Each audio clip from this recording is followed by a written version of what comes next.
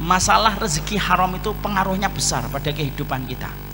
Tidaklah anak kita susah dikasih tahu tentang ketaatan kepada Allah, kok syaraf ketaatannya tidak tumbuh, padahal kita terus menyampaikan kalimat Allah. Gagalnya saya dan antum ketika menyampaikan kalimat Allah sama anak itu bisa jadi karena rezeki haram yang kita suapkan sama anak kita. Maka apa yang haram itu memadamkan cahaya ketaatan.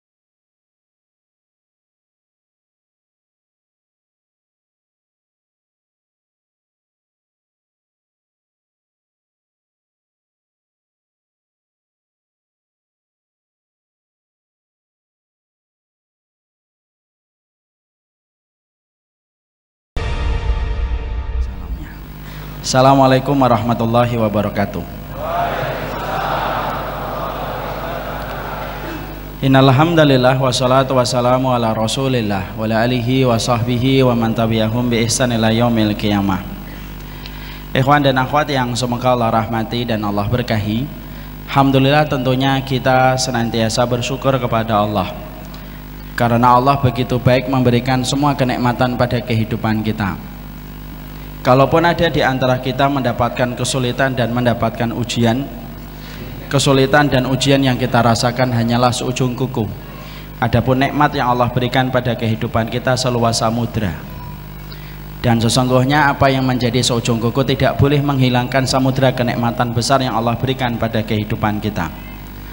Allah itu sempurna di dalam nama, sempurna di dalam zat-Nya, sempurna pula dalam sifat dan syariat-Nya. Dan Allah itu begitu baik pada setiap makhluknya. Saking begitu baiknya Allah pada kehidupan kita, walaupun kita terus mendapatkan aliran kenikmatan dan kita tidak pandai membalas setiap kenikmatan dengan ketaatan, tapi itu pun tidak pernah menjadi alasan bagi Allah untuk menghentikan nikmat yang tetap Ia berikan dalam kehidupan kita. Bukankah banyak di antara kita diberikan kenikmatan pagi, tapi di waktu siang kita melakukan dosa? Bukankah banyak di antara kita diberikan kenikmatan sore, tetapi malamnya kita sudah bermaksiat? Tapi itu pun tidak pernah menghentikan laju nikmat Allah pada kehidupan kita. Udara segar masih sepoi-sepoi kita rasakan dalam kehidupan jasad kita. Minuman segar masih membasahi kerongkongan kita. Makanan lezat masih kita cicipin dengan begitu lezatnya, walaupun kita membalas kenikmatan dari Allah dengan kemaksiatan. Dan itu memberikan bukti yang tidak terbantah, Allah itu maha baik, dan orang yang bergantung kepada zat yang maha baik itu tidak akan pernah kecewa. Orang yang kecewa itu simpel dan sederhana, yaitu adalah mereka yang senantiasa banyak berharap kepada makhluk, banyak berharap kepada manusia, dan meninggalkan harapan dari Allah Subhanahu wa Ta'ala. Maka disitulah kekecewaan akan kita dapatkan pada kehidupan. Dan yang kita syukuri bukan hanya kenikmatan sandang, papan ataupun pangan. Karena kalau kita hanya bersyukur pada sandang, papan dan pangan, itu nanti kita cepat putus asa di dalam bersyukur. Karena merasa bahwasanya sandang, papan dan pangannya tidak bertambah baik, maka dia tidak bersyukur. Tapi yang kita syukuri itu adalah ketika kita diberikan oleh Allah salah satu kenikmatan yang Allah tidak berikan kepada setiap orang, tapi Allah berikan kepada hamba yang Allah kehendaki. Dan salah satunya adalah ilmu yang Allah berikan pada kehidupan kita, itulah yang kita syukuri. Surga itu identik dengan ilmu sebagaimana ikan identik dengan airnya. Dan barang siapa yang dimudahkan untuk mendapatkan ilmu, berarti permintaan doanya sudah dikabulkan oleh Allah, sadar atau tidak sadar. Karena doa yang sering kita panjatkan ketika kita berdoa itu salah satunya doa Rabbana atina fid dunya hasanah wa fil akhirati hasanah wa qina adzabannar. Ya Allah, berikanlah kebaikan kepada kami di dunia dan kebaikan kepada kami dalam kehidupan di akhirat.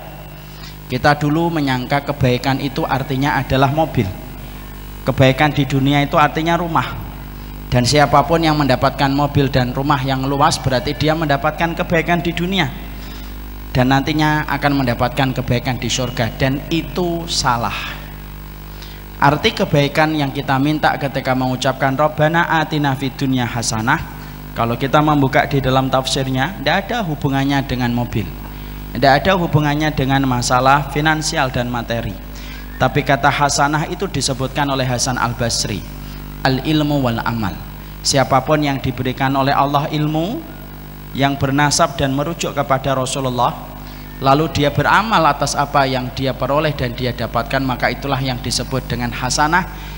Dan hasanah di dunia itu menjadi syarat untuk mendapatkan hasanah di akhirat, yaitu adalah ridho dan surganya Allah. Berarti duduknya kita di sini, ada yang datang habis asar, ada yang datang habis maghrib, mungkin ada yang datang habis isya, dan insya Allah tidak ada yang datang habis subuh karena sudah selesai. Maka itu menunjukkan bahwasanya dia mendapatkan hasanah, dan tinggal bagaimana dia ketika mendapatkan ilmu mampu beramal dalam kehidupannya. Dan inilah yang menjadikan kita bersyukur. Bukan bahagia yang menjadikan kita baru bersyukur, tapi bersyukurlah, pasti kita akan dibahagiakan oleh Allah Subhanahu wa Ta'ala. Alhamdulillah, pada kesempatan hari ini akhirnya menginjakkan kaki kedua kalinya di Masjid Agung Karanganyar, pada waktu yang sedikit berbeda pada waktu sebelumnya.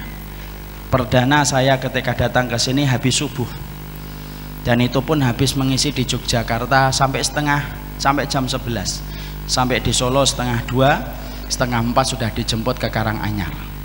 Ini pun hampir-hampir mirip. Baru saja selesai kajian di Klaten, langsung meluncur ke Karanganyar, dan akhirnya bisa menyapa jamaah yang ada di Karanganyar. Dan memang betul, saya tidak salah pilihan datang ke sini itu karena masjid ini begitu ngangenin untuk saya. Dan semoga akan ada kebaikan-kebaikan terus selanjutnya. Saya masih ingat pada waktu 2 tahun lalu ketika datang ke sini, kalau tidak salah anak saya masih 5, dan saya lagi datang ke sini yang kedua kalinya, anak saya sudah 6. Berarti bisa jadi habis dari sini istri saya hamil lagi, dan bisa jadi anak saya 7 dari 12 anak yang saya rencanakan. Jadi saya masih perjalanan, separuh perjalanan. Dan insya Allah, Allah memudahkan saya untuk mendapatkan 12 anak. Nah, hati-hati yang mengaminkan, karena yang mengaminkan doanya seorang mukmin itu biasanya diaminkan pula oleh malaikat. Jadi nanti kalau antum tiba-tiba istrinya hamil, nah itu berarti doanya antum mustajab karena diaminkan oleh para malaikat. Jadi kalau istri antum tiba-tiba pulang beberapa hari setelah ini muntah-muntah, duh hamil lagi, ya kenapa kok sekarang subur banget? Iya, saya mengaminkan doanya Ustadz Umar. Suaminya nanya, emang yang kamu aminkan berapa? 12. Nah itu tinggal tunggu. Berarti kalau baru 2, 10 lagi insya Allah. Tapi tidak apa-apa, banyak anak itu berarti gampang masuk surga. Kalau anak kita yang pertama tidak bisa memasukkan kita dan memberikan syafaat, berarti masih ada anak yang kedua. Kalau anak yang kedua masih gagal memberikan kita syafaat, masih ada anak yang ketiga. Kalau gagal memberikan syafaat, masih ada yang keempat, sampai 12.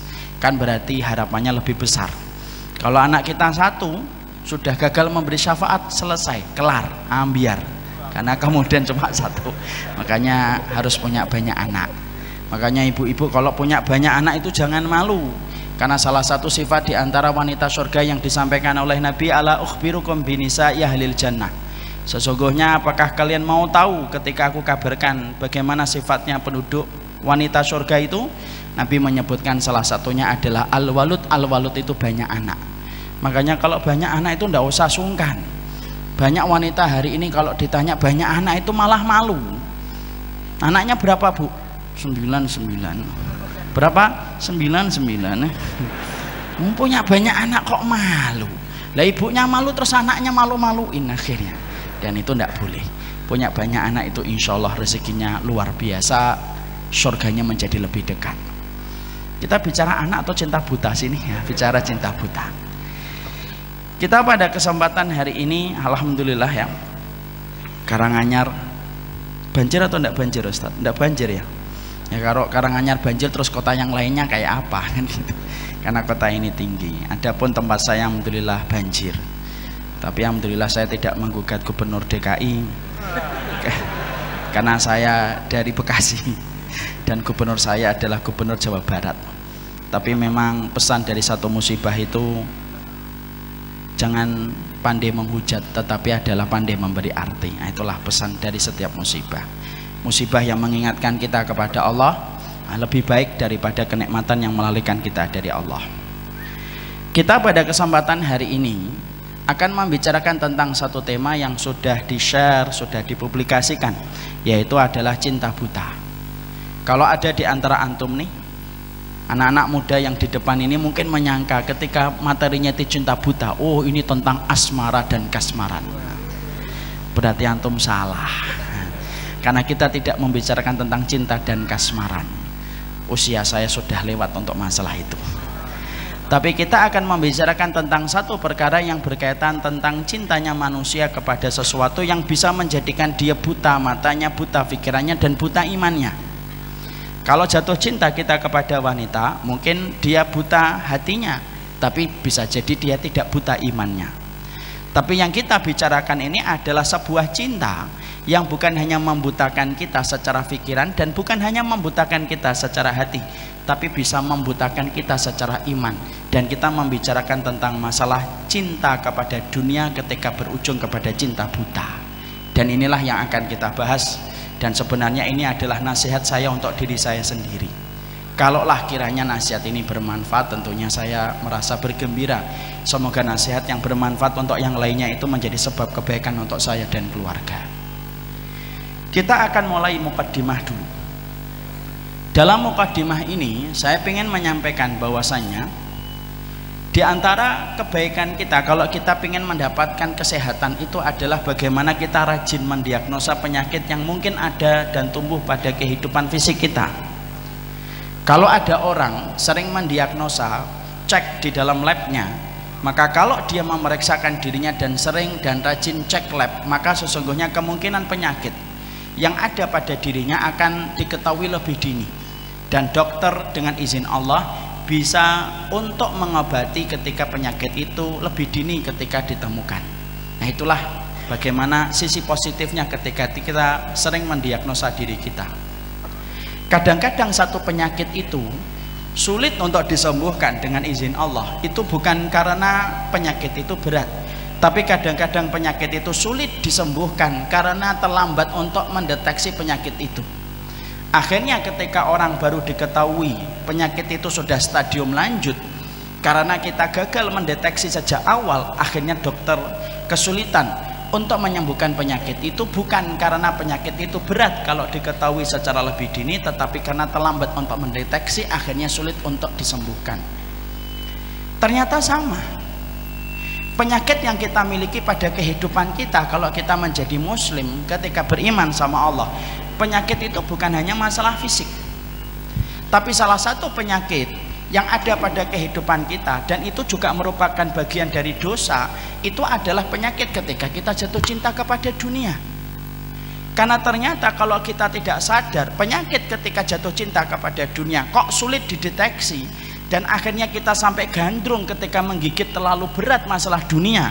Orang yang sudah gandrung dan kasmaran berat dengan dunia itu susah untuk disembuhkan. Karena apa? Sulit untuk disembuhkan ketika dia sudah berada pada stadium lanjut. Sebagaimana kanker, kalau baru pada fase yang pertama mungkin masih bisa untuk disembuhkan dengan izin Allah. Tapi kanker kalau sudah berada pada stadium lanjut, biasanya dokter mungkin akan lepas tangan ketika tidak mampu mengendalikan kembali sel-sel kanker itu ketika diketahui sudah stadium lanjut. Ternyata ada penyakit itu, yaitu cinta dunia. Makanya kita harus paham ketika kita pengen sehat iman kita, salah satu di antara perkara untuk menyehatkan iman itu adalah bagaimana setiap orang itu mendeteksi apakah di dalam dirinya, apakah di dalam jiwanya itu ada penyakit yang disebut cinta dunia ataukah tidak. Kalau dia mendapati dirinya itu ada penyakit cinta dunia, ketika dia paham indikator apa saja yang bisa menjadikan orang itu disebut terkena penyakit cinta dunia, maka moga-moga dengan lebih awal mengetahui indikasi itu memudahkan kita untuk mengevaluasi diri kita dan berusaha bagaimana menyembuhkan keimanan kita. Daripada orang yang sudah stadium lanjut ketika sudah tergigit dengan kasmaran pada urusan dunia, orang yang sudah tergigit pada kasmaran berat dalam urusan dunia itu susah untuk disembuhkan, karena salah satu penyakit yang berat itu adalah cinta kepada dunia ketika sudah berada pada stadium lanjut. Dan itu yang kita khawatirkan. Dan itulah yang menjadikan kita pengen tahu kita ini apakah terkena penyakit cinta dunia ataukah tidak. Karena cinta dunia itu dosa. Tapi maaf, dosa ini tidak sebagaimana dosa berzina. Cinta kepada dunia secara gandrung dan berlebihan melebihi takaran yang diperbolehkan oleh Allah itu penyakit. Dan penyakit ini tidak sebagaimana penyakit-penyakit yang lainnya. Kadang-kadang kalau orang sombong, dia ngerasa kalau dirinya sombong. Kalau ada orang itu merasa riak, dia sadar kalau yang dilakukan itu riak. Tapi kalau orang itu kesetrum dengan cinta dunia ketika melampaui batas, saking lembutnya cinta kepada dunia secara berlebihan itu, saking lembutnya orang yang mendapatkan penyakit ini tuh kadang-kadang tidak merasa. Dan maaf ikhwan, ternyata penyakit cinta kepada dunia itu bukan penyakit eksklusif, hanya terkena kepada mereka yang tidak pernah ngaji, hanya terkena kepada mereka preman-preman di pinggir jalan, hanya terkena kepada orang yang ngejar jabatan. Enggak, penyakit cinta dunia itu bukan penyakit eksklusif, tapi penyakit cinta dunia itu penyakit yang epidemik, bisa mengenai setiap orang, ustadz atau enggak ustadz, guru atau enggak guru, ikut kajian atau tidak kajian. Maka sesungguhnya ini bisa terkena kepada hubud dunia. Jangan dikira kalau sudah berjenggot, celananya cingkrang, lalu kemudian dia tidak bisa terkena dengan cinta kepada dunia. Belum tentu. Mungkin fisiknya fisik yang khusyuk, tetapi mentalnya mental cinta sama dunia. Dan itu banyak. Dan kita khawatir, jangan-jangan yang megang mic pun juga terkena penyakit cinta dunia. Makanya kemudian kita harus menasihati diri kita. Apakah saya ini terkena penyakit cinta dunia ataukah tidak? Karena untuk menjaga kesehatan iman, kita rajin mendeteksi dan cek lab. Cuma cek lab untuk penyakit cinta dunia itu tidak bisa dicek lab yang ada di pinggir jalan. Tidak bisa pergi cek lab. Mau cek apa Pak? Gula atau darah tinggi? Enggak. Cinta dunia ada enggak Mbak? Enggak ada. Tapi kemudian kita yang harus mengenali bagaimana diri kita, harus kemudian membaca apa yang disampaikan oleh para ulama. Ketika para ulama itu menjelaskan indikator 1, 2, 3 apa saja yang bisa menjadikan kita sah dan confirm bahwasanya kita cinta dunia, itu harus kita baca untuk diri kita. Maaf ya, bukan untuk membaca orang lain. Jangan sampai habis kajian dari sini nanti baca orang lain, kelihatannya antum fix dan confirm cinta dunia. Nggak boleh gitu. Itu pandai untuk memvonis orang tapi tidak pandai untuk memvonis dirinya sendiri. Maka kita harus ngerti. Makanya kemudian pada kesempatan malam kali ini bersama dengan antum-antum yang saya cintai karena Allah ini, saya menasihati diri saya bareng-bareng. Kalau menasihati bareng-bareng kan mungkin lebih mudah, karena kita bisa bareng-bareng untuk berjalan. Kita pengen tahu kapan sih seseorang itu disebut fix dan confirm cinta sama dunia. Jangan-jangan kita sering mendengar para ustadz, para khutbah, orang yang khutbah, para masyayikh sering menyampaikan di mimbar-mimbar khutbah, cinta dunia itu merusak. Tapi juga kita ini tidak ngerti indikator apa yang bisa mengatakan orang itu cinta dunia. Atau jangan-jangan kita pandai untuk mengalihkan cinta dunia dari diri kita, tapi menyematkan kepada orang. Nah ini yang kita khawatir. Cinta dunia merusak. Langsung, alhamdulillah saya nggak cinta dunia. Kan gitu. Dan kita khawatir itu. Makanya kita ingin tahu, kalau begitu Ustadz, dikatakan orang itu bucin, budak cinta dunia, itu kapan? Supaya kemudian diri kita mampu mengevaluasi, kalau memang kita terkena cinta kepada dunia, ayo, itu belum terlambat. Kita evaluasi, kita muhasabah, pelan-pelan mentalitas cinta kepada dunia ini harus kita tinggalkan. Supaya kita paham, orang kalau sudah jatuh cinta sama dunia itu akhi, apa yang terjadi? Gandengan paling dekat kalau orang udah cinta sama dunia itu pasti takut mati. Dan akhirnya terlalu betah kita hidup di dunia. Kalau terlalu betah karena kita cinta sama dunia dan terlalu betah dan nyaman kita hidup di dunia, akhirnya ketika diajak pulang kepada urusan akhiratnya itu tidak mau. Kenapa? Sudah terlalu gandrung sama panggung yang bernama dunia. Nah itu yang menjadikan saya ingin membahas tentang masalah itu. Tapi sebelum kita membahas satu persatu indikasi apa yang bisa menjadikan orang itu fix dan confirm disebut sebagai budaknya dunia, maka sesungguhnya kita bahas dulu apa sih efeknya Ustadz yang kita dapatkan kalau seseorang itu tersengat dengan cinta sama dunia. Dan maaf ya ikhwan, cinta dunia itu bukan fasilitas, bukan berarti yang kaya cinta dunia, belum tentu. Tapi cinta sama dunia itu mentalitas akhi. Bisa jadi ada orang yang hidup di rumah besar tapi dia tidak cinta dunia, tapi bisa jadi ada orang yang di bawah jembatan tetapi cinta dunia. Karena maaf, Cinta dunia itu bukan masalah fasilitas dan tidak fasilitas pada hidup, tapi cinta dunia itu mentalitas dia ketika memandang kehidupan dan memandang dunia. Maka sebelum kita bahas apa indikasi orang itu sah dan confirm disebut sebagai cinta dunia, kita bahas dulu apa sih efeknya kalau seseorang itu tersengat dan kesetrum dengan urusan dia ketika gandrung sama dunia. Maaf, cinta dunia boleh, gandrung yang tidak boleh. Apa efek yang Allah akan berikan kepada seseorang ketika seseorang itu sampai tersengat dengan cinta kepada dunia? Setidaknya ada beberapa hal yang ingin kita bahas sebentar dan tidak terlalu mendalam. Setidaknya membuka mata kita, memberikan pencerahan kepada kita. Apakah kita itu takut kepada efeknya ataukah tidak? Yang pertama, para ulama itu mengatakan, orang kalau cinta sama dunia itu pangkal dari semua kerusakan yang terjadi pada kehidupan manusia. Itu pasti ujungnya selalu ada kaitannya dengan urusan dunia.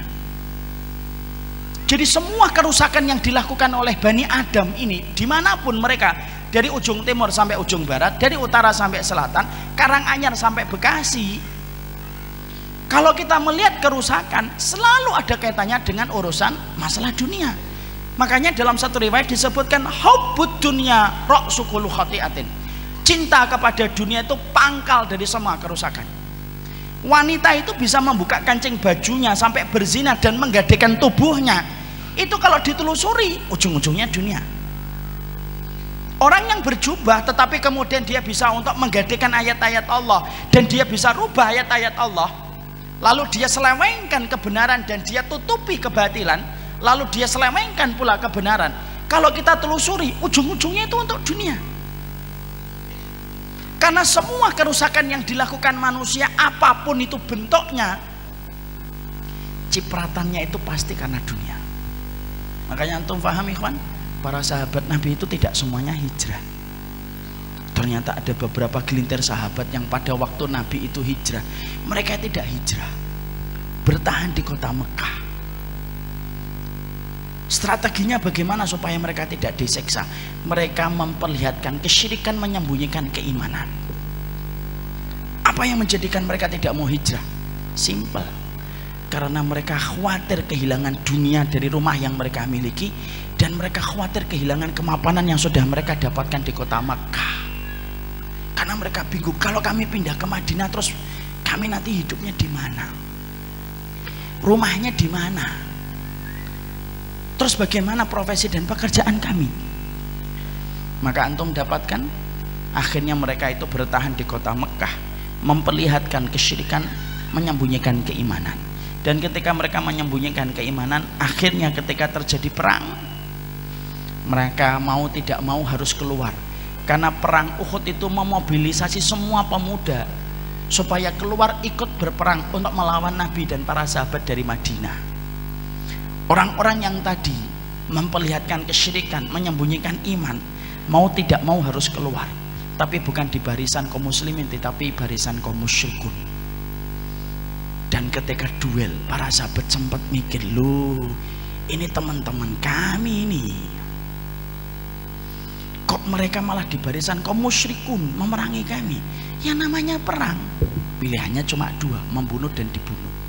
Dan akhirnya mereka terbunuh. Dan ketika terbunuh, para sahabat itu bertanya, bagaimana nasib mereka ya Rasulullah? Lalu dijawab oleh Allah dengan turunnya surat An-Nisa, mereka adalah orang yang mendolimi diri mereka dan diwafatkan dalam kondisi murka malaikat kepada mereka. Di situ kita dapetin, orang itu apapun kerusakan itu selalu ada kaitannya dengan duit. Abang dan adik sampai bertengkar, ujung-ujungnya itu masalah duit. Sampai kita mendapati orang melakukan apapun, sampai jual alkohol, sampai jual apapun, itu pasti ujung-ujungnya itu adalah duit. Antum masih ingat akhi? Ada sebuah video viral di daerah Demak, ada seorang itu membuka panti pijat plus, digerebek dia. Dan ketika digerebek dia protes. Ketika protes dia berkata, Pak, loh kalau semuanya kerja baik-baik dan tidak ada yang kerja kayak saya, neraka sepi. Omongan kayak gini nih kalau ditelusuri ujung-ujungnya apa? Duit. Ujung-ujungnya duit. Sampai orang mengatakan Quran itu tidak usah diamalkan, ujung-ujungnya duit.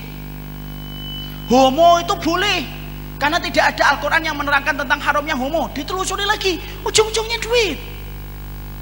Karena semua kerusakan dari biang, semua kerusakan apapun kalau antum dapatin ada kerusakan, baik pada dirinya antum atau dirinya ustadz atau dirinya orang lain, selalu benar dalam riwayat yang tadi kita sebutkan, hubbud dunya ra'su kulli khati'atin.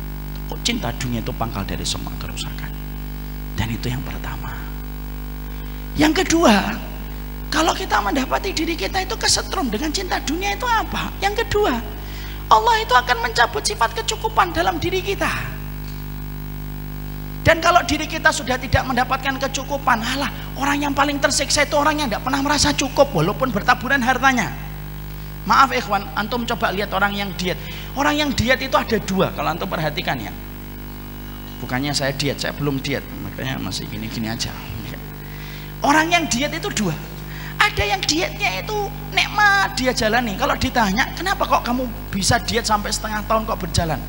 Karena dia kalau diet merasa cukup. Orang kalau diet merasa cukup itu enak. Yang paling tersiksa itu kalau ada orang diet tidak pernah merasa cukup. Mbak Wan sudah makan 3, pengen nambah 3 lagi. Kalau dia merasa kurang itu pasti kemudian dia tersiksa. Akhirnya pengen makan, ditahan-tahan tapi masih pengen makan. Sama, orang yang paling tersiksa pada kehidupan itu orang yang tidak pernah merasa cukup. Dan kita tahu ikhwan, siapa orang yang tidak pernah merasa cukup itu? Saya tidak bisa jawab. Yang bisa jawab masalah sedetail ini Rasul. Dan Rasulullah menyampaikan kepada kita, karena Nabi tidak mungkin salah. Apa yang dikatakan Rasulullah? Rasulullah SAW itu berkata untuk menjawab pertanyaan yang baru saja kita sampaikan. Orang yang tidak pernah merasa cukup itu, dikatakan Nabi dalam satu riwayat, kalau tidak salah dari Bahqi, yaitu ketika Nabi SAW mengatakan, "Mangkanat hamhud dunya, ja'alallahu faqrahu baina ainaihi, wa farraqa alaihi syamlahu, wa lam yatihi dunya ila ma qaddara lahu." Orang-orang yang kemudian menjadikan dunia itu obsesi terbesarnya, sampai dia rela untuk menjual dirinya untuk mendapatkan dunia, dan dia rela untuk menjadi budaknya dunia. Dari bangun tidur sampai tidur kembali tidak ada yang difikirkan kecuali angka deret dari nominal dan rupiah. Orang yang semacam itu, kata Rasulullah, Nabi mengatakan, "Ja'alallahu faqrahu baina ainaihi." Allah akan jadikan kacamata kefakiran itu tepat di pelupuk matanya. Masya Allah ya, bahasa Nabi itu indah, tapi nusuk. Kalau kata orang Jawa, makjeleb. Rasulullah itu mengatakan, orang kalau sudah menjadikan dunianya itu paling dia pikirkan pada hidupnya, maka Allah itu menjadikan kacamata kefakiran. Kacamata kefakiran itu maksudnya bagaimana? Dia pasti akan merasa kurang berapapun dia menggenggam rupiah dan berapapun dia menggenggam dinar ataupun dolar. Kurang. Nah kalau orang sudah menggenggam harta lalu dia merasa kurang, maka hidupnya itu tidak akan pernah mendapatkan kebahagiaan. Kenapa? Dia dapat 1 miliar dia merasa kurang karena ingin dapat 2 miliar. Kalaupun dapat 2 miliar maka kemudian dia kurang, ingin mendapatkan 3 miliar. Dan terus dijadikan oleh Allah bagaimana matanya itu dalam kondisi kurang terus. Dan akhirnya ketika kondisinya kurang, dia lupa kekuatan dirinya tidak sebanding dengan nafsunya untuk menggenggam harta. Akhirnya apa? Terus ngejar, dan baru terputus dan terhenyak ketika dia meninggal dunia. Makanya antum heran nggak sama orang korupsi sampai 1,3 triliun.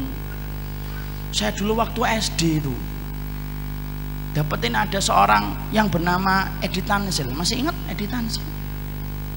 Ini yang tahu berarti Anda anak 90-an kayak saya. Gini-gini anak 90-an saya. Maka kalau kita melihat dunia dalam berita, yang membuat kita dulu bingung itu, ada orang pada tahun 90-an itu sampai korupsi 1,3 triliun. Masya Allah ya. Padahal saat itu bakso masih 100 perak. Uang 1 miliar itu masih gede banget. Kalau sekarang uang 1 miliar itu kan kecil. Bagi yang merasa itu kecil, kalau saya gede banget ya kan. Tapi kemudian saat itu tuh masih sangat berharga uang tersebut. Rupiah itu nominalnya masih besar. Saat itu sempat saya nanya itu sama bapak saya, "Pak, 1 triliun itu berapa Pak?" 1000 miliar. Nah 1 miliar berapa? 1000 juta. Anak 4 SD atau 5 SD pusing dengan angka sebanyak itu. Saya ngomong, "Itu berapa juta Pak 1,3 triliun?" Hitung sendiri, kata bapak saya. Kenapa ya kok bisa gitu ya Pak? Beliau bilang orang yang matanya sipit tuh gitu nak biasanya. Walaupun beliau bercanda. Saya tuh mikir gitu, padahal saya juga sipit gitu kan. Jangan-jangan saya nanti kena gitu. Anak SD.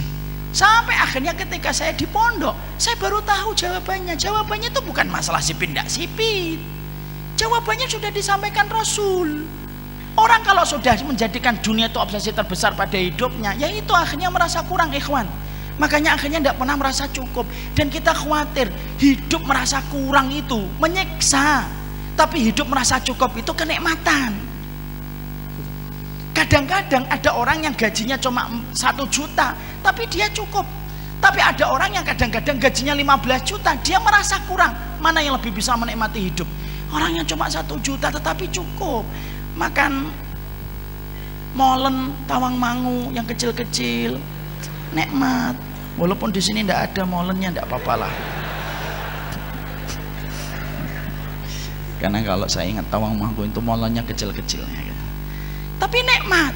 Ada orang yang kadang-kadang 15 juta, tetapi kemudian dia tidak nikmat. Kenapa?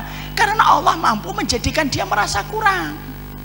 Akhirnya kekurangan yang dia miliki ketika memandang dunia, itulah sebab alasan Allah menyempitkan hidupnya, menyempitkan dadanya. Kalau orang itu merasa kurang, dibaca dalam tafsir, orang kalau merasa kurang itu selalu disempitkan dadanya oleh Allah. Tapi orang kalau merasa cukup dilapangkan oleh Allah. Makanya Allah berfirman pada awal surat Al-Insyirah, alam nasrah laka sadrak. Alhamdulillah yang saya sebutkan surat pertama, ayat pertama surat Al-Insyirah. Coba kalau ayat 200 surat Al-Baqarah, anak doang yang melanjutkan. Maka kemudian kelapangan hatinya. Makanya inilah yang kita khawatirkan. Kok sampai kita hidup materialistik, kemudian mendidik anak kita sejak kemudian kecil. Nah, nanti kamu SD-nya segini, nanti kemudian SMP-nya segini, nanti kemudian SMA-nya di sini, kuliahnya di sini, kerjanya di sini, gajinya segini. Monggo, silahkan didik anakmu dengan dunia. Tapi maaf ya, kalau kita sudah mendidik anak kita dengan dunia, pertama kali yang akan dilupakan itu pasti urusan akhirat. Dan salah satu urusan akhirat yang paling besar itu adalah urusan orang tua. Dan itu khawatir. Dan itu yang kedua. Yang ketiga, impact kalau orang itu sudah kesetrum dengan cinta dunia secara berlebihan itu apa? Yang ketiga, letih. Kenapa? Karena ngejar dunia itu tidak ada hentinya. Dan dunia itu tidak pernah memberikan kata cukup. Dan dunia itu dikejar itu semakin kita ngejar, sebagaimana kita ngejar sesuatu. Pernah nggak ngelihat satu video, ada orang dipasangi benda di depannya, dia lari, nggak nyampe-nyampe kepada benda itu. Maka orang yang ngejar dunia itu keletihan. Betul kata Imam Ibnu Qayyim, muhibbud dunya la yanfaku an salas. Orang yang cinta kepada dunia itu tidak pernah lepas dari 3 kondisi. 1, hammun lazimun. Dia sedih terus. Kenapa? Karena membayangkan hidupnya dibandingkan dengan teman-temannya yang lebih sukses dalam urusan dunia daripada dia. Handphonenya sudah 7 dia, Masya Allah. Mobilnya sudah 6, motornya 13. Itu motor atau Gojek gitu. Akhirnya dia hamun. Dia dalam kondisi hamun. Hamun itu sedih. Dia muhibbud dunya lan fakuan salasin hamun daimun. Lalu ta'abun daim, dia itu berada pada kelelahan, betul. Karena orang kalau sudah mikir dunia itu kan lelah, ikhwan. Karena dunia itu tidak ada habis-habisnya. Coba antum melihat berbagai macam polosan dunia itu terus berubah setiap waktu, setiap saatnya. Handphone tidak ada habisnya, mobil tidak ada habisnya. Dan kalau kita sudah menjadikan obsesi kita dalam urusan kehidupan kita kok dunia, dijadikan kita ta'abun daim, lelah kita. Belum lagi yang ketiga, hasratun la tangqadi. Dia akan menjadi orang yang paling rugi. Ruginya itu tidak pernah putus ketika dia sampai jatuh cinta sama dunia. Dan itu yang kita khawatirkan. Makanya inilah yang menjadikan kita mikir, khawatir.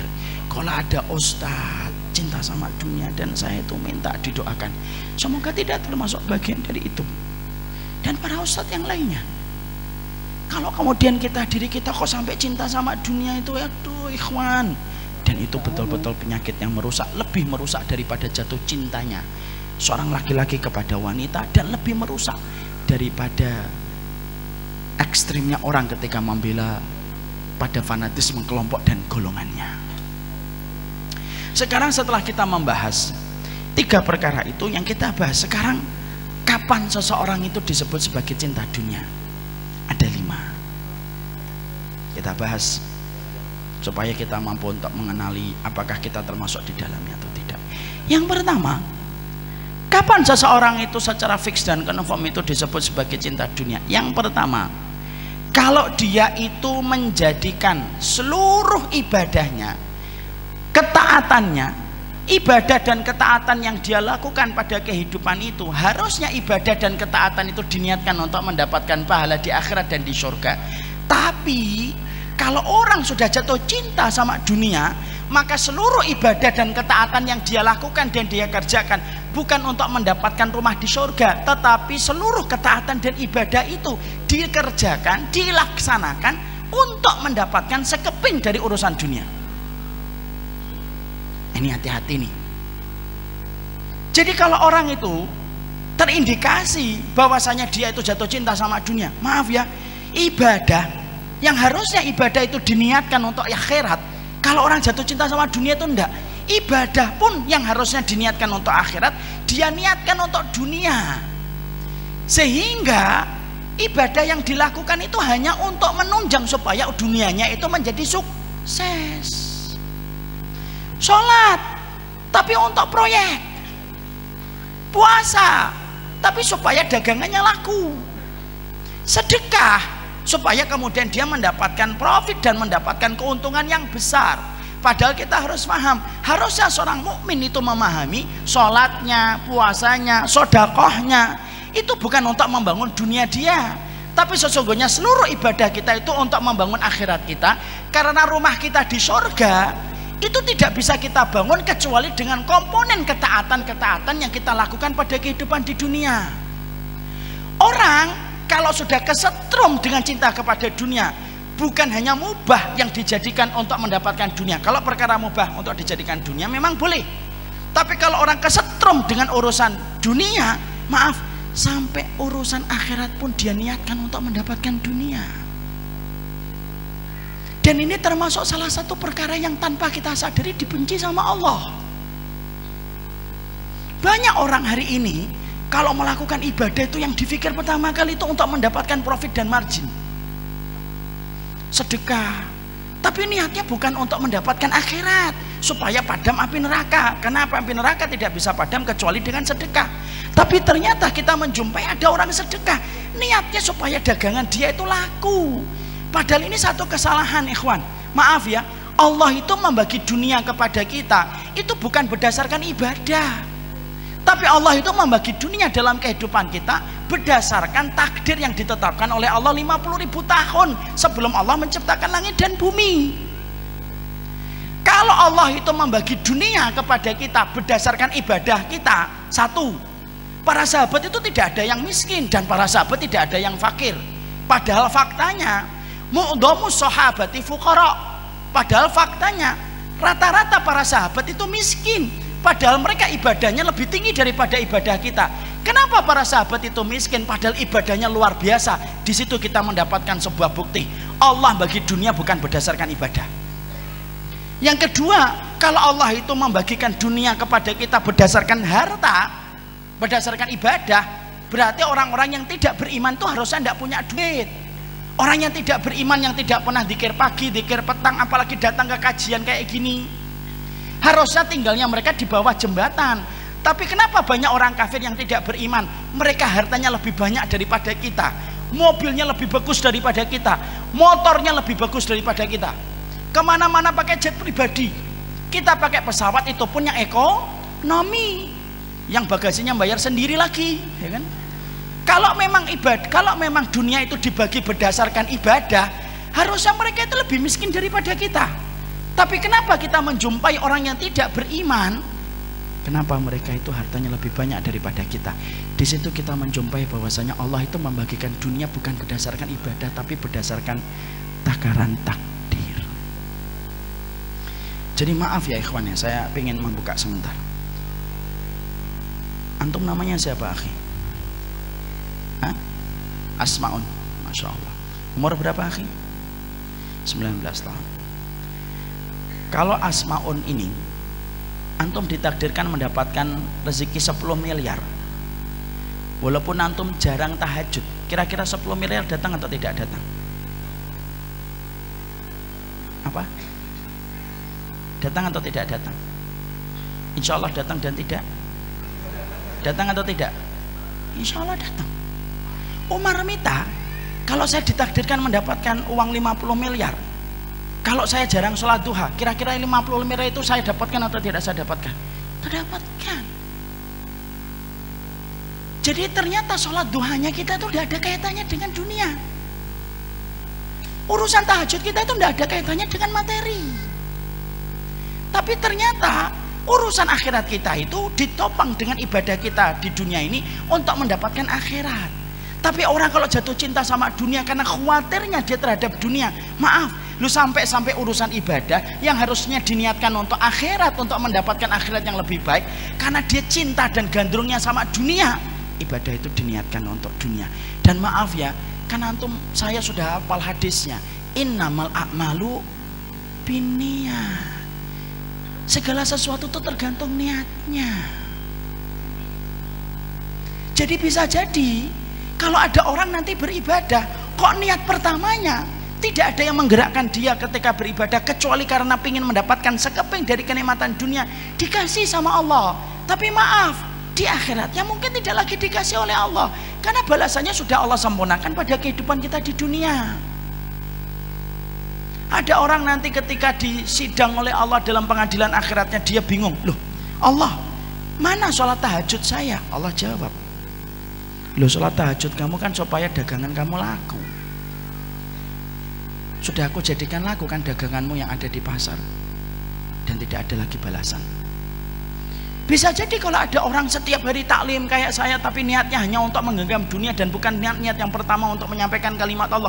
Bisa jadi ketika ditimbang oleh Allah, dia bertanya, loh saya taklim setiap hari kok nggak ada di dalam mizan saya, itu kemana taklim saya setiap waktunya ketika dakwah? Jawab lagi sama Allah, nah, taklim kamu itu kan supaya kamu itu menumpuk-numpuk kekayaan. Sudah aku jadikan kamu menumpuk kekayaan kan ketika di dunia, dan akhirnya tidak ada lagi balasan di dunia, di akhirat. Ada lagi orang sedekah, dia sedekah terus sampai kemudian dia ketika di dalam mizan dia ngeliat, loh sedekah saya sudah ratusan juta kok nggak ada. Jawab lagi sama Allah, loh bukannya kamu sedekah itu supaya mendapatkan keuntungan besar, dan aku sudah jadikan keuntungannya besar kan ketika di dunia, dan selesai, habis. Disebabkan ketika kita menjadi orang cinta sama dunia, saking khawatirnya kita untuk menjadi orang yang tidak punya apa-apa, loh sampai urusan akhirat pun kita paksa dan kita seret urusan akhirat itu untuk urusan dunia. Padahal itu salah satu perkara yang merusak ibadah kita kepada Allah.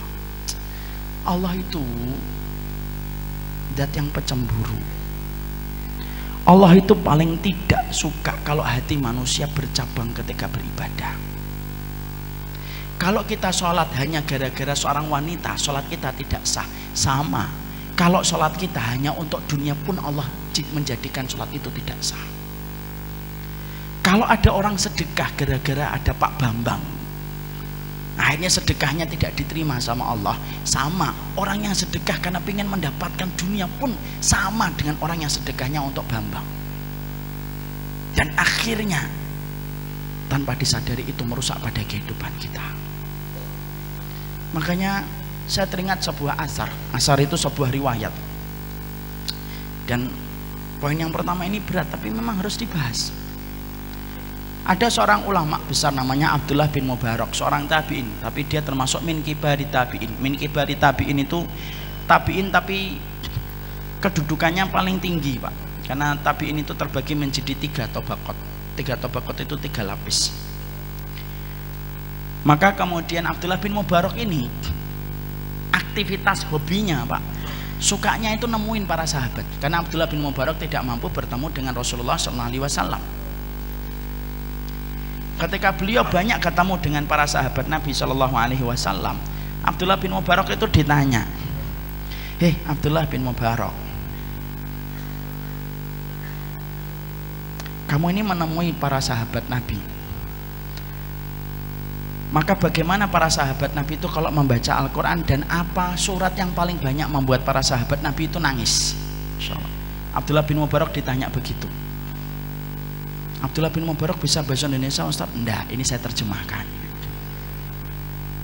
Abdullah bin Mubarak lalu berkata, aku ini melazimi para sahabat satu persatu, dan aku perhatikan makannya, aku perhatikan taklimnya, aku perhatikan bagaimana sholatnya, dan aku pula perhatikan bagaimana para sahabat kalau membaca Quran. Para sahabat itu kalau membaca Quran, yang paling mereka nangis itu kalau sudah melewati satu surat. Apa surat yang paling banyak membuat para sahabat nangis? Surat Hud, surat yang ke-11.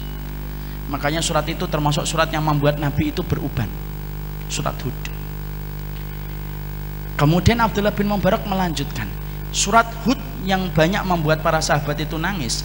Apa ayat yang paling banyak membuat para sahabat nangis terseduh-seduh ketika melewati ayat-ayat di dalam surat Hud?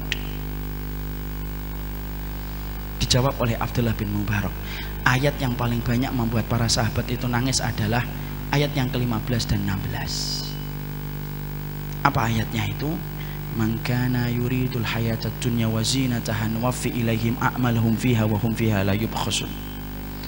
Orang itu kalau dalam kehidupan di dunia, yang dia pikirin dan dia niatkan dalam kehidupan dunia, kok yang dipikir dunia terus, nuwaffi ilaihim a'malahum fiha wa hum fiha la yubkhasun.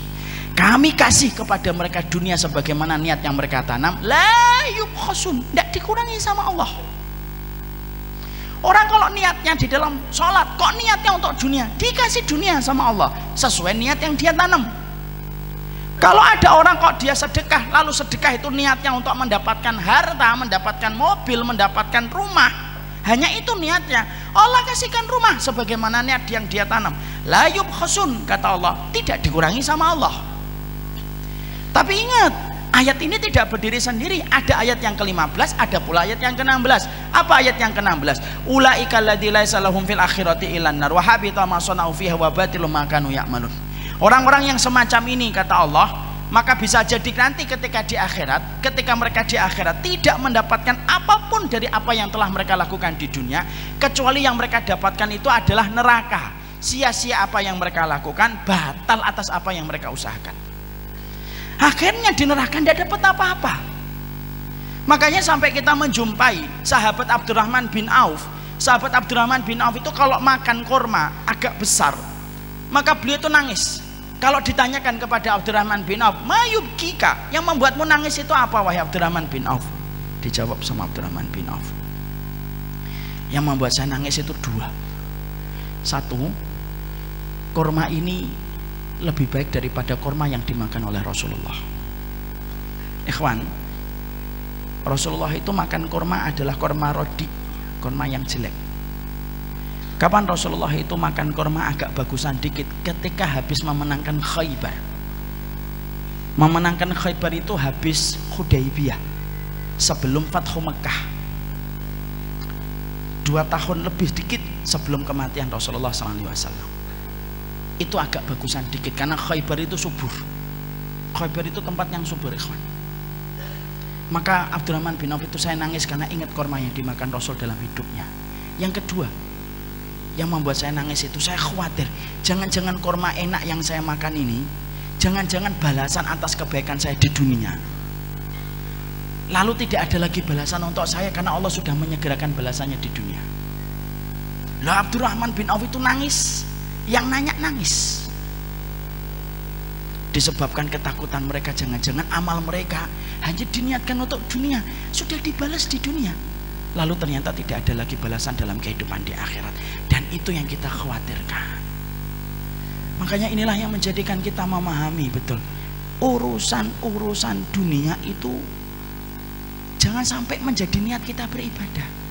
Dan maaf ikhwan, kalaupun antum beribadahnya sudah karena akhirat, Allah pasti akan mudahkan antum untuk mendapatkan dunia. Kenapa? Akhirat kalau sudah beres, apalagi cuma dunia. Karena akhirat itu harganya mahal dan tidak ternilai harganya. Apalagi dunia, semahal-mahal dunia itu masih bisa kesebut harga. Jadi kalau orang itu ibadahnya sudah karena akhirat, pasti Allah akan berikan kepadanya dunia, dimudahkan oleh Allah, dan itu kecil bagi Allah. Makanya inilah yang menjadikan kita mikir, ya Allah, jangan-jangan kita itu selama ini ibadah tapi cita rasanya cita rasa dunia. Sholat rajin tapi untuk dunia, ya memang dapat, tapi setelah dapat tidak ada lagi balasan di akhirat karena Allah sudah segerakan di dunia. Dan maaf, kalaupun kita tidak menjadikan niat ibadah kita untuk dunia karena memang takdirnya kita dapat 5M itu datang, tapi jangan niatkan ibadah itu untuk dunia, karena Allah itu zat pecemburu. Allah itu pecemburu kalau niat hatinya manusia itu sudah diniatkan untuk Allah, tapi dia bercabang dan berselingkuh, dia niatkan untuk dunia.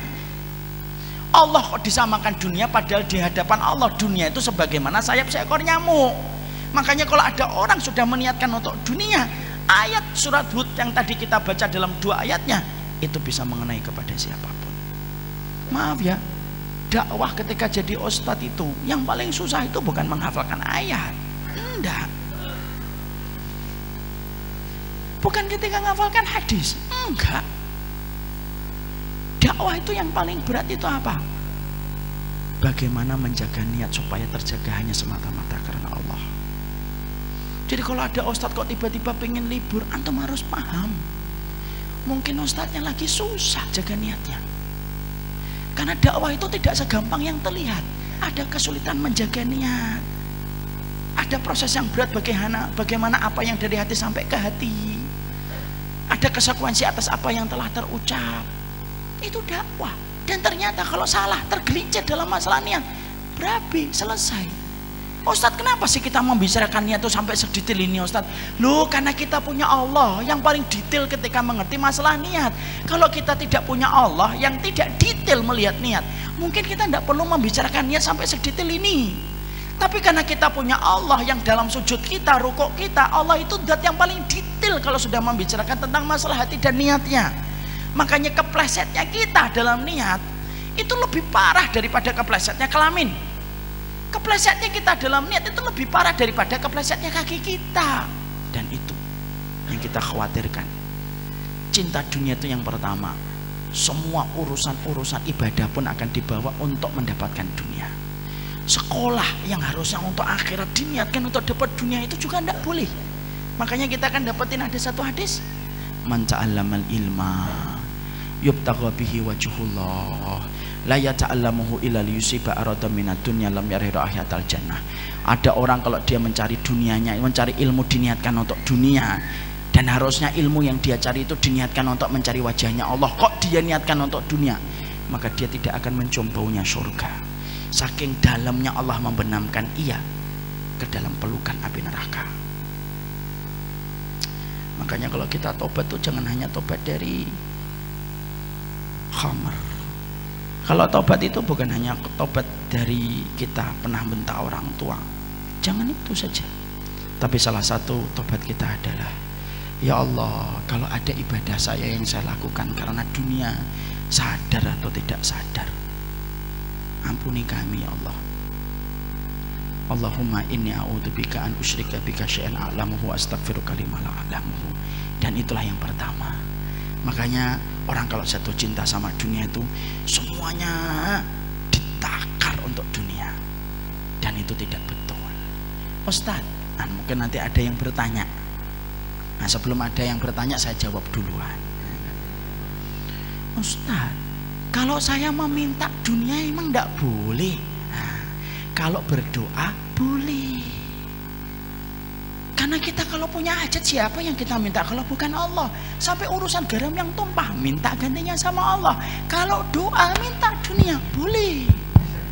Yang tidak boleh itu ketika kita meniatkan ibadah selain permintaan, tapi yang mendorong kita beribadah itu bukan karena Allah, tetapi karena untuk mendapatkan sekeping dari kenikmatan dunia. Ada bapak-bapak saya tanya, saya harus sholat duha Ustadz. Sholat duha itu sunnah Pak, tapi kalau bagi saya hampir-hampir mewajibkan. Loh kok gitu Pak? Iya, karena nanti dagangan saya jadi tidak ada apa-apanya kalau saya tidak sholat duha. Bingung saya.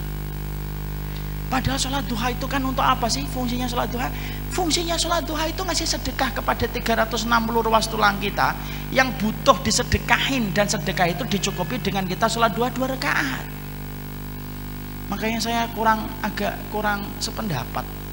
Kalau ada orang sholat duha, yang pernah saya jumpai itu sholat duha itu menghadapnya ke Ka'bah, ke barat, ke kiblat, setelah itu ke kanan, kemudian ke belakang, kemudian ke sebelah kiri, balik lagi ke depan.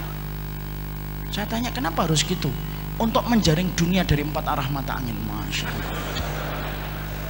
Bingung saya. Muter aja sekalian kalau kayak gitu. Padahal kan duha itu kan karena kita pengen ngasih sedekah sama ruas tulang kita. Makanya habis ini saya tidak ngerti Ustaz. Nah, moga-moga kita habis ini meminta ampunan kepada Allah, dan doakan para ustadz yang ngajar antum adalah orang yang mereka terjaga niatnya. Dan itu yang pertama. Sampai di sini paham?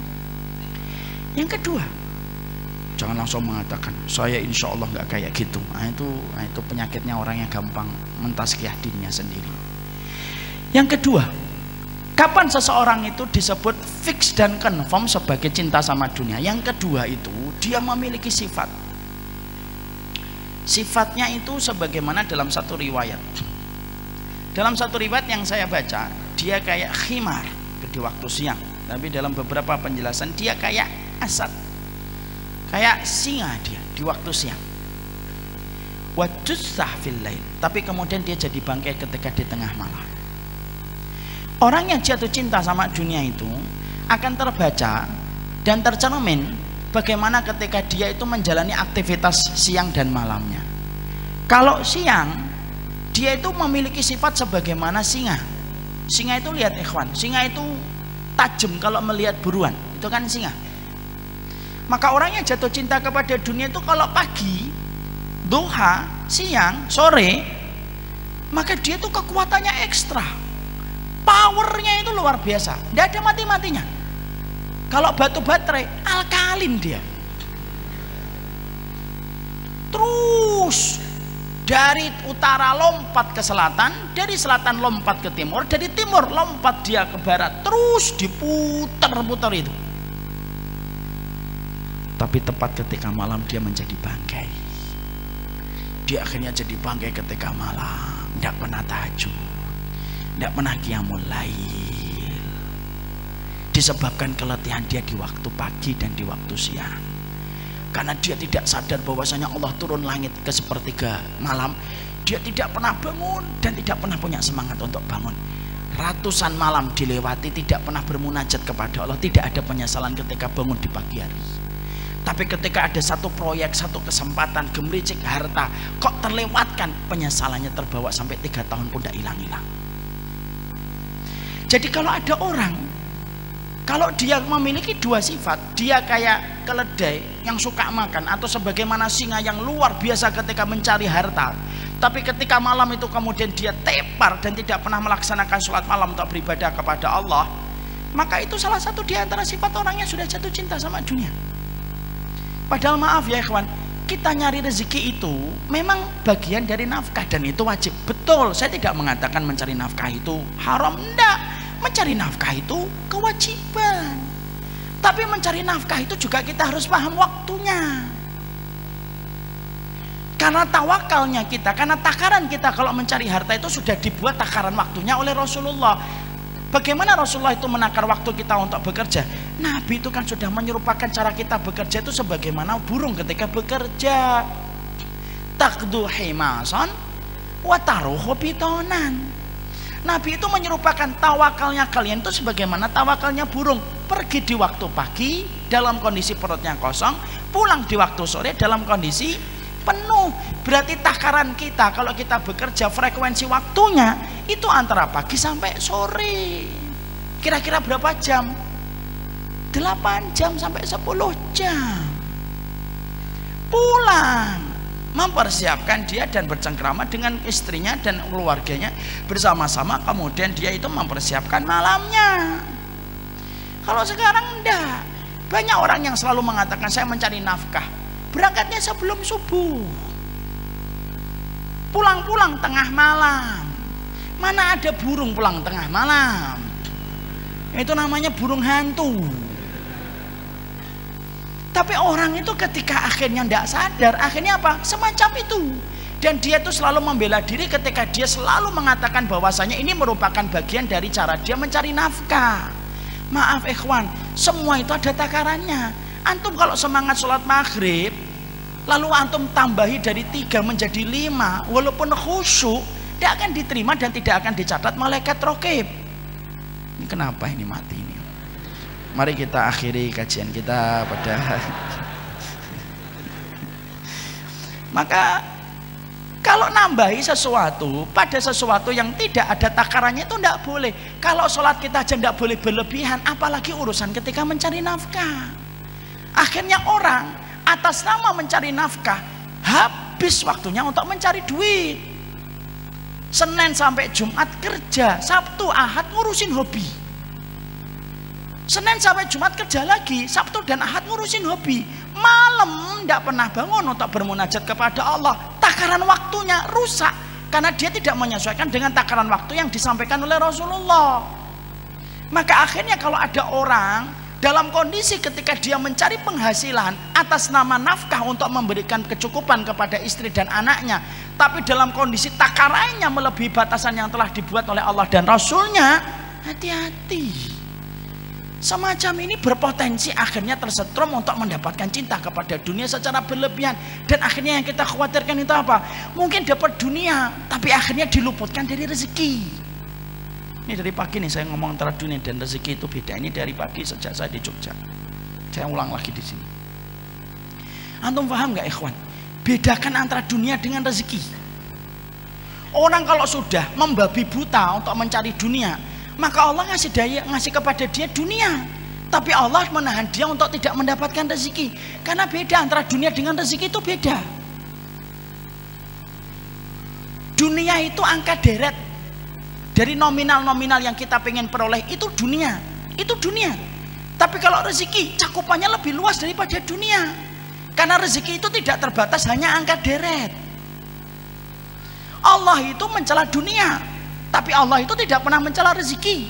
Pernah nggak Allah mencela rezeki? Enggak. Bahkan kalau antum membaca salah satu pada surat At-Tolak, Allah itu mensifati surga itu rezeki. Ya, wa qad ahsanallahu lahu rizqa. Allah ketika menceritakan orang mukmin yang masuk surga, Allah menutup ayat itu pada surat At-Tolak ayat yang ke-11. Wa qad ahsanallahu ilaihi rizqa. Allah telah memperbaiki urusan rezeki mereka ketika mendapatkan surga. Allah itu tidak pernah mencela rezeki, tapi Allah mencela dunia. Makanya maaf ya, sampai orang ketika dibenamkan di dalam neraka pun Allah masih hinakan dia dengan dunianya yang dulu mereka peroleh. Wa yauma yu'radul ladzina kafaru 'alan nari adhabtum thayyibatikum fi hayatikumud dunya wastamta'tum biha. Mana dunia yang dulu kalian banggakan, yang menjadikan kalian menolak setiap ayat-ayat yang aku sampaikan. Rasulullah itu tidak pernah minta dunia, tapi Rasulullah itu minta rezeki. Pernah nggak kita mendapati Rasulullah minta dunia? Enggak, tapi Rasulullah itu minta rezeki. Makanya tidak ada zikir yang tidak pernah ditinggalkan Nabi kalau habis sholat subuh kecuali rezeki. Kecuali zikirnya apa? Allahumma inni as'aluka ilman nafi'an wa rizqan thayyiban. Rezeki. Makanya kalau orang sampai nabrak takaran yang sudah dibuat sama Allah, mungkin dia puas karena mendapatkan apa yang dia mau, terus-terusan dia nyari duit itu. Mungkin menggenggam dunia, tapi dia mungkin tidak menggenggam rezeki. Kenapa? Dia tidak pernah ketemu Allah kok pada sepertiga malam, karena dia menjadi bangkai di tengah kegelapan malam. Dan kalau orang itu cuma dapat dunia, maaf, sifatnya dunia itu tidak pernah mencukupkan. Makanya kalau mendapatkan rezeki, ada orang yang mendapatkan 3 juta tapi cukup, tapi ada orang yang mendapatkan 30 juta tidak cukup kan? Kenapa? Karena 30 juta itu dunia baginya. Ada orang yang cuma gajinya 3 juta tapi cukup karena itu rezeki baginya. 3 juta, istrinya senyum, Masya Allah, rezeki. Ini rezeki. Ini rezeki. Jadi akhirnya istrinya cukup. Ketika gajinya 3 juta, kemudian istrinya dikasih 1,5, dikembalikan 1 jutanya. Ini 1 jutanya tidak usah kebanyakan. Memang berapa? Cukup 500.000 aja, Masya Allah. Istri kayak gini nih yang harus dicari, ya kan? Maka kemudian cukup, anaknya dikasih lontong, sudah nikmat, sudah bersyukur sama orang tuanya, itu rezeki. Maaf ya, kadang-kadang ada orang 30 juta, istrinya protes. Padahal sudah dikasih nafkah 10-15 juta, dikasih nafkah 20 juta. Anaknya tidak pernah puas dengan barang-barang yang dibelikan sama orang tuanya. Kalau bukan barang branded maka tidak mau pakai perkara itu, dan dia malu sama teman-temannya. Akhirnya apa? 30 juta serasa 500 ribu. Tapi ada orang yang mendapatkan 3 juta tapi serasa 30 juta. Dan yang membedakan itu cuma satu, kita ini dapat dunia atau rezeki. Makanya kalau kita kok tidak cukup, simple, berarti yang kita genggam dunia. Kalau ada kita ngeliat ada seorang ustadz, orang solih, biasa hidupnya, luar biasa tawakalnya, cuma mendapatkan mungkin 500 ribu kok cukup, itu berarti rezeki. Saya itu punya teman-teman pondok, di pondok saya di S2 Darus Syahadah, gajinya cuma 500 ribu, ya cukup gitu. Dan itu rezeki. Makanya saya sering berdoa, sederhanakan dunia kami ya Allah, tapi lapangkan rezeki kami. Karena yang menjadikan kita diberikan oleh Allah kenikmatan hidup dan kebahagiaan itu adalah rezekinya, bukan dunianya. Itu yang kedua. Yang ketiga, sudah tinggal 5 menit lagi, Masya Allah. Ini dunia atau rezeki saya tidak ngerti ini. Maka yang ketiga, kita singkatkan. Yang ketiga, orang kalau jatuh cinta sama dunia itu yang ketiga, tidak peduli dia itu halal ataupun haram. Karena bagi dia itu yang penting dapat duit. Makanya omongan mereka itu seringnya apa? Mereka sering berkomentar, oh nyari yang haram aja susah kok, apalagi yang halal. Dan mereka akhirnya mencari apa saja supaya mereka memuaskan apa yang mereka dapatkan dan apa yang mereka peroleh. Padahal maaf ya ikhwan, salah satu musibah besar pada anak Adam, pada kehidupan Nabi Adam yang pertama itu, tidaklah Nabi Adam dikeluarkan dari surga bukan karena zina, tapi dikeluarkannya Nabi Adam itu karena memakan satu buah yang diharamkan oleh Allah. Itu pun satu gigitan tok, tapi sudah cukup bagi Allah untuk mengusir Nabi Adam dari surga. Masalah rezeki haram itu pengaruhnya besar pada kehidupan kita. Tidaklah anak kita susah dikasih tahu tentang ketaatan kepada Allah, kok saraf ketaatannya tidak tumbuh, padahal kita terus menyampaikan kalimat Allah. Gagalnya saya dan antum ketika menyampaikan kalimat Allah sama anak itu bisa jadi karena rezeki haram yang kita suapkan sama anak kita. Maka apa yang haram itu memadamkan cahaya ketaatan pada diri anak kita. Orang kalau sudah jatuh cinta sama dunia itu tidak peduli halal dan haram, karena bagi dia yang penting dapat. Karena sesungguhnya kepuasan itu didapatkan secara instan dengan apa yang dia genggam. Akhirnya dia tidak sadar mengambil yang haram, sembari dia tidak menyadari apa yang dia korbankan tidak sebanding dengan apa yang dia ambil.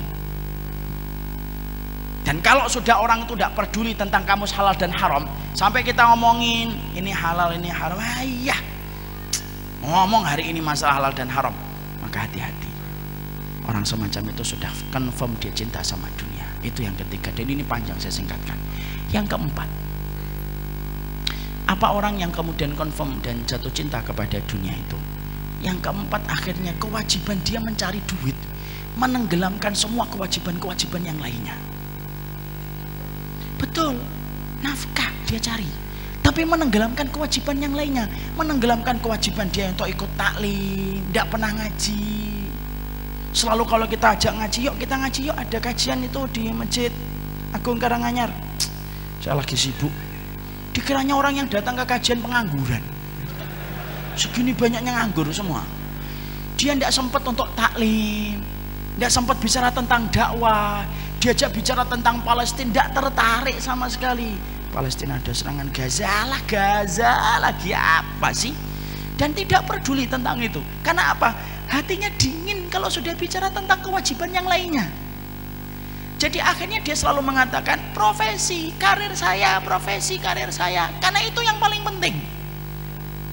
Dan kalau ada orang sudah meninggalkan dan menenggelamkan semua kewajiban yang lainnya, padahal salah satu pokok kewajiban dia itu adalah bagaimana dia itu menjadi hambanya Allah, ini rusak. Akhirnya anaknya pun tidak pernah dididik.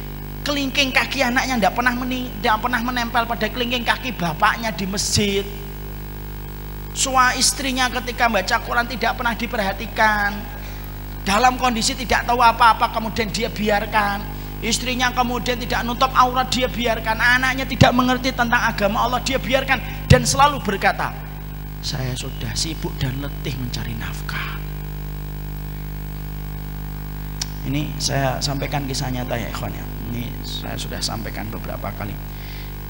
Saya tambah beberapa menit Ustadz ya. Insya Allah kalau saya tambah, insya Allah jamaah jadi paham, dan kalau paham biasanya tidak ada pertanyaan Ustadz ya.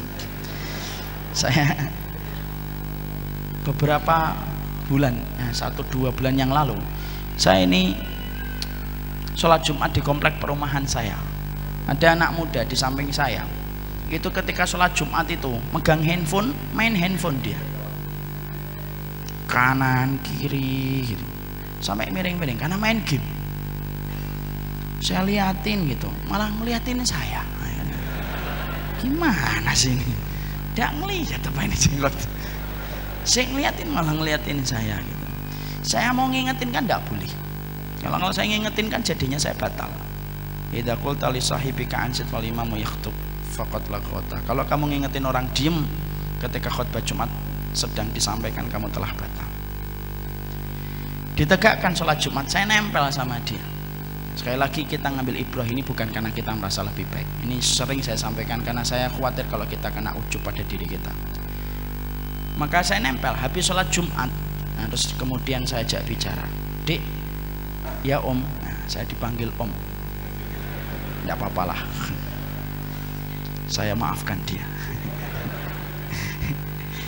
Tadi kok sholat Jumat kok main game itu gimana?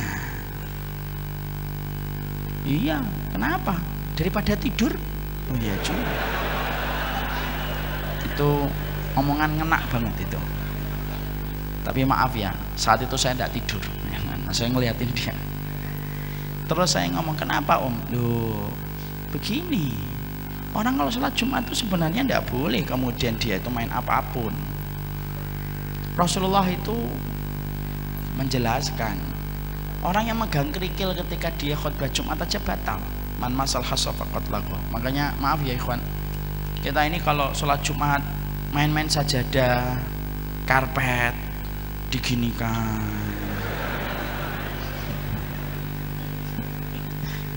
hati-hati tuh, bisa terkena hadis yang tadi.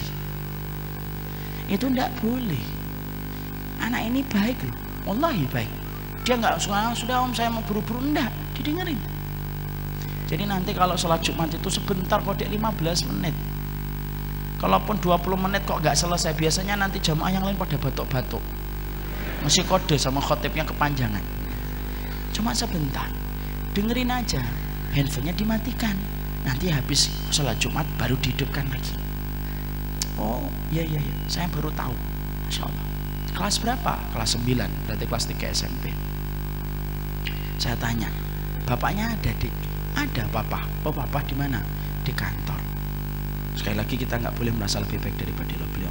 Kemudian saya tanya, emang papa enggak pernah sholat Jumat bareng kamu? Enggak, udah lama beberapa tahun enggak, karena papa selalu di kantor. Kan kadang-kadang Jumat ada tanggal merahnya. Ya kalau tanggal merah biasanya kami rekreasi, pergi keluar kota. Pernah nggak diajarin bapak gimana sholat Jumat? Seingat saya nggak pernah. Yaudah ya Om ya, saya pamit ya. Saya itu terenyuh, tapi juga ngingat mungkin kekurangan saya sendiri. Kenapa saya ngambil contoh sholat Jumat? Sholat Jumat itu sholat yang paling sederhana.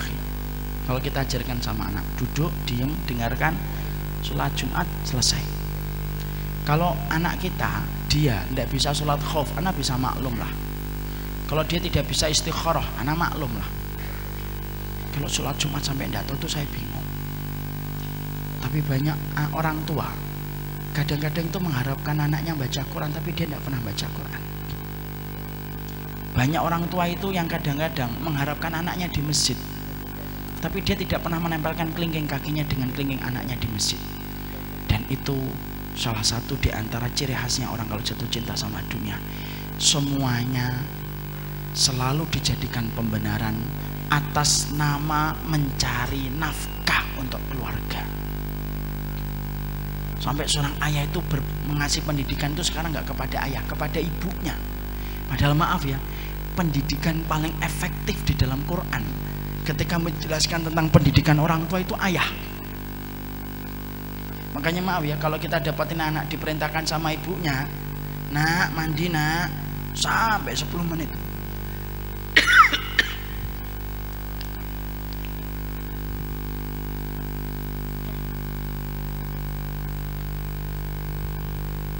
Sampai 10 menit itu anaknya nggak ke kamar mandi.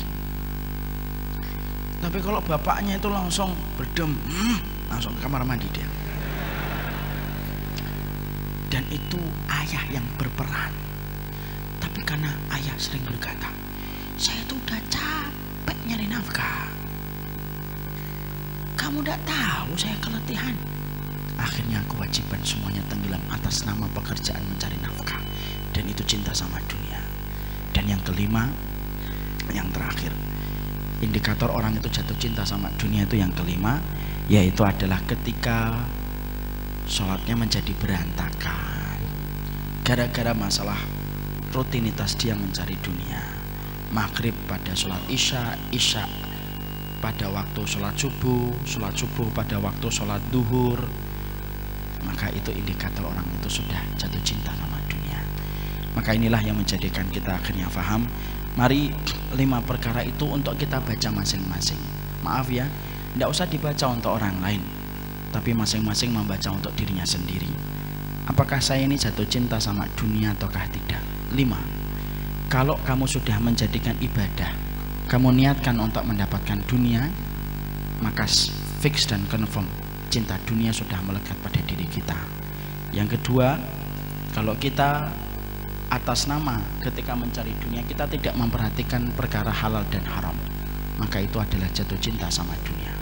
Yang ketiga, kita kayak singa di waktu siang tetapi bangkai di waktu malam. Yang keempat, yaitu adalah semua kewajiban yang Allah bebankan kepada kita, taklim, ngaji, semuanya tenggelam, hilang dari kewajiban kita karena kita selalu mengatakan untuk mencari nafkah. Dan yang kelima, yaitu ketika berantakan sholat kita gara-gara mengejar dunia kita. Maka kalau ada orang sudah mendapatkan ini, fix dan confirm, dia pada kondisi menjadi budaknya dunia. Kalau ada itu kita dapatkan dalam diri kita, maka bisa jadi penyakit itu bisa mematikan iman. Maka mendeteksi lebih awal itu jauh lebih baik daripada mengetahui perkara itu mematikan keimanan kita. Penyakit cinta dunia bukan masalah fasilitas, tapi mentalitas yang terbentuk dari 5 perkara ini. Bisa jadi ada orang yang luar biasa kaya, tapi bisa jadi dia tidak pernah ngejar dunia secara berlebihan. Allah memberikan kekayaan karena Allah takdirkan dia lapang rezekinya. Bisa jadi ada yang di bawah jembatan tetapi dia cinta kepada dunia, dan itu adalah yang merusak. Saya tutup dengan sebuah kisah nyata yang pernah saya dapatkan dan semoga ini bermanfaat untuk kita semuanya. Saya pernah naik Gojek ketika saya terjebak macet di Jakarta. Naik Gojek saya kepada seorang tukang ojek, orang tua Pak, tapi bersahaja. Saya ngobrol sembari menikmati jalan untuk sampai kepada tempat kajian saya. Saat itu di Masjid At-Taqwa di Sriwijaya kalau tidak salah. Saya berjalan itu, saya nanya sama bapak itu, Pak, berapa penghasilannya dapat Gojek ini? Ya 2 juta 3 jutaan Pak. Saya kemudian bertanya, pada saat itu masih banyak yang mendapatkan pemasukan dari Gojek itu tinggi awal-awal ketika pengemudinya masih sedikit. Kalau sekarang kan pengemudi lebih banyak daripada penumpangnya ya kan? Maka saya berkata, banyak yang saya dengar di berita dapat 8 juta 9 juta. Nah, dia bilang, Pak, kalau mau dikejar terus sampai tengah malam pun bisa dapat 8 juta sampai 9 juta. Tapi saya tidak mau kayak gitu. Saya biasa aja Pak, kalau waktunya sholat ya saya matikan aplikasi saya santai. Kalau sudah siap setelah beribadah saya hidupkan kembali. Kalau ada kajian ya saya matikan. Kok tiba-tiba saya membutuhkan di situ, kok ada taklim saya ikut Pak. Kalau dicari terus nggak ada habisnya duit itu. Saya tuh Masya Allah nggak tahu ya, mungkin beliau pada saat itu ketika lagi bercerita datang dari hatinya, nembus ke hati saya. Sudah sering saya mendengar kayak gitu, tapi beda kalau mendengarkan itu langsung dari orang tukang gojeknya. Sampai di masjid turun, saya serahkan helm, saya bayar. Dia tanya, "Bapak kok ke masjid Pak, mau sholat duha?" "Enggak Pak, saya mau ngaji Pak." "Oh ada kajian Pak?" "Ada." "Oh," dan dia belum tahu kalau saya ngajar, ya kan? Lalu kemudian saya pergi, "Saya maaf ya Pak, buru-buru udah telat." "Iya Pak." Ternyata itu beliau turun, beliau letakkan helmnya, beliau kemudian jalan ke masjidnya. Dan ternyata ketika ngaji, saya mendapatkan beliau di saf yang pertama ikut ngaji, persis sebagaimana dia bilang. Dan dia agak kaget, dipikir apa ini orang yang saya boncengkan tadi ya, gitu. Dan ketika selesai kajian, saya hampiri, "Pak, maaf Ustaz, saya tidak tahu." "Tidak apa-apa Pak." Terus kemudian dia nyalakan aplikasinya, pamit pergi. Orang itu mungkin tidak kaya, tapi apa yang dirasakan dalam hidup itu kenikmatan. Banyak orang rekeningnya 30 miliar, tapi setiap waktunya hidupnya kemerungsung dan tidak ada habisnya. Dan kita lupa, orang mukmin itu tidak disuruh nyari dunia, orang mukmin itu disuruh nyari rezeki. Dan rezeki itu menciptakan kebersahajaan dalam hidup. Barakallahu fikum, ini yang dapat saya sampaikan dalam pertemuan kali ini. Hujan keringat kita hari ini, Masya Allah. Tapi insya Allah moga-moga keringat ini nanti akan memadamkan api neraka. Dan semoga kita senantiasa dikumpulkan dalam kondisi baik di dunia dan dikumpulkan baik pula di akhirat. Di sini ada kata-kata, "Ustadz, mohon pendengar radio disapa." Hai pendengar radio. Assalamualaikum, Radio Iskarima 99,9 FM dan Dakwah Syariah 101,4 FM. Maaf saya menyampaikannya di belakang, karena yang biasa itu terlalu biasa. Nah, saya agak berbeda dengan Ustadz yang lainnya. Sebenarnya itu jawaban karena saya tadi lupa untuk menyapa. Barakallahu fikum. Mungkin semoga kita tidak menjadi budaknya dunia, selain mengingatkan dalam kebaikan, dan semoga kita lekas berjumpa dalam kehidupan di akhirat, insyaallah. Kalau saya melihat Ustadz, kelihatannya wajah-wajahnya ini memancarkan kefahaman yang luar biasa. Jadi kita tidak usah buka pertanyaan, supaya husnudon saya, masyarakat Karanganyar itu luar biasa. Masyarakat yang dikasih kajian 2 jam tapi tidak ada yang bertanya. Jadi insya Allah ada yang nanya. Oh ada, oh ada. Oh berarti gagal Pak. Jadi ada yang nanya juga. Apakah?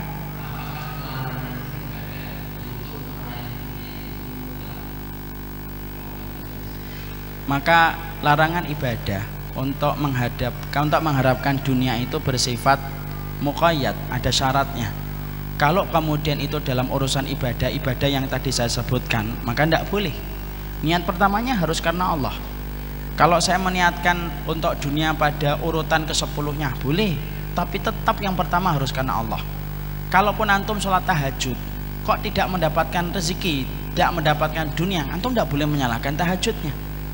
Kalau antum sudah sering melaksanakan sedekah, kok tiba-tiba antum rezekinya masih disusahkan oleh Allah karena satu takdir atau satu hikmah, antum tidak boleh menyalahkan sholat duhanya, antum tidak boleh menyalahkan sedekahnya. Tetapi khusus ada satu ibadah yang diperbolehkan kita meminta dunia, yaitu ibadah doa. Jadi kalau kita ingin meminta sesuatu, mintalah dengan doa. Tapi sholat kita, puasa kita, zakat kita, semuanya karena Allah. Dan kalau antum sudah benar akhiratnya, saya benar akhiratnya, masa Allah tidak memperbaiki dunia kita? Akhirat aja sudah kita perbaiki kok. Maaf ya ikhwan, orang yang bisa membeli Alphard itu pasti bisa membeli Ayla. Karena Alphard harganya 2 miliar, Ayla harganya cuma 200 juta. Maka perbandingannya surga itu kayak Alphard. Orang kalau sudah dapat Alphard pasti bisa beli Ayla. Orang kalau sudah dapat surga, dunianya itu pasti dapat. Makanya kalau kita ingin gimana ya kehidupan saya supaya lapang, naikkan bagaimana urusan akhiratmu, Allah memudahkan urusan duniamu. Dan maaf, kalau Allah memudahkan urusan dunia kita itu tidak serta-merta otomatis harus kaya. Bisa jadi ada orang mendapatkan masalah dalam hidupnya, tapi pertolongan Allah lebih besar dari masalah, itu berarti Allah bereskan dunianya. Ada orang kaya, mungkin banyak hartanya, tapi masalahnya itu tidak ada pertolongan, itu berarti tidak diperbaiki dunianya sama Allah. yang kita cari itu diperbaiki dunia oleh Allah ketika kita memperbaiki urusan akhirat kita. Wallahu a'lam bishawab.